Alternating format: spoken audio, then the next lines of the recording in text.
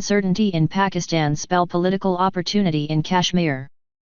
With the killing of Lashkar-e-Taiba, Lt. Divisional Commander Abu Dujana in South Kashmir's Pulwama district on Tuesday, the Jammu and Kashmir terror infrastructure will further dwindle as over 100 militants, from different outfits, have already been neutralized in the state till July this year. Lt will find a replacement soon, possibly Abu Ismail, the mastermind of the attack on Amarnath pilgrims.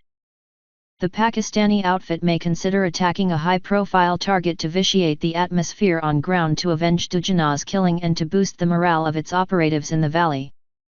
That may have security implications in Kashmir, which has witnessed a violent unrest after the killing of Hizbul Mujahideen commander Burhan Wani in July 2016.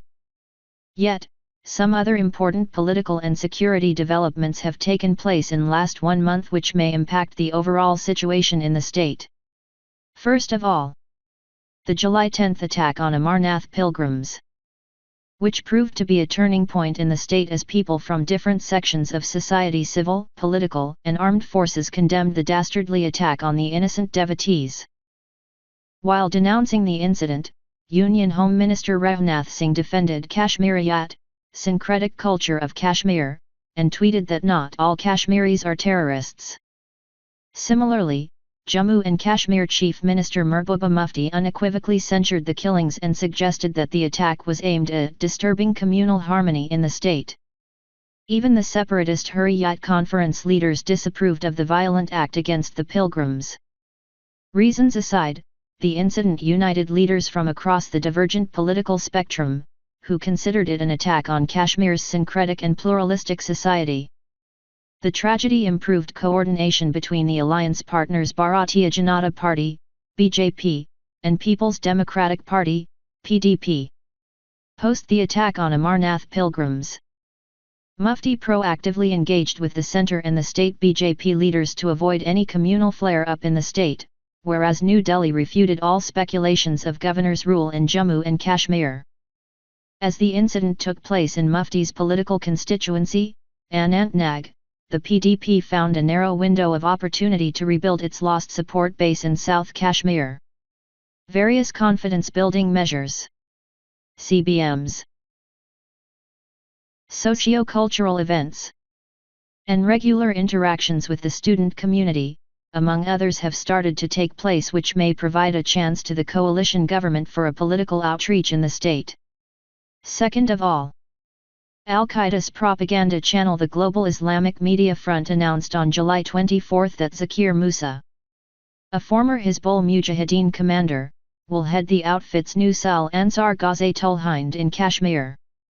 The announcement came after Musa released a series of audio messages conflating the Kashmiri struggle with the Islamic cause that has nothing to do with nationalism.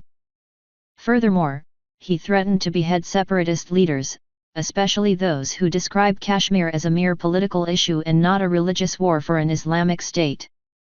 His statements highlighted an apparent shift, or cracks, within the local militant outfits, which was confirmed after the Al-Qaeda's latest announcement.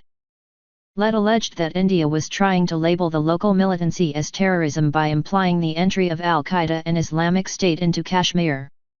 Similarly, Pakistan-based United Jihad Council UJC chief, Syed Salahuddin, released a video in which he discredited the internationalization of the Kashmiri freedom struggle and indirectly labeled Dujana as an Indian agent.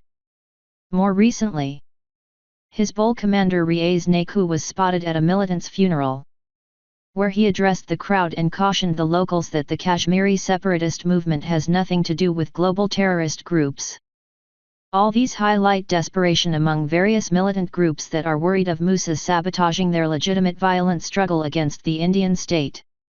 There is a silver lining for the Indian forces, which may exploit the apparent divide and consolidate their presence across the valley.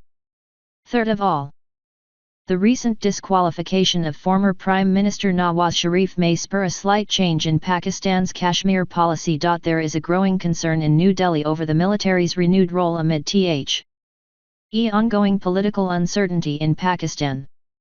Understandably, the military will ensure that Sharif's successor complies with its strategic objectives when dealing with India on the Kashmir issue. As Pakistan is going through a period of political instability, Kashmir may see an uptick in cross-border terror activities and increasing incidents of ceasefire violations along the line of control, LOC.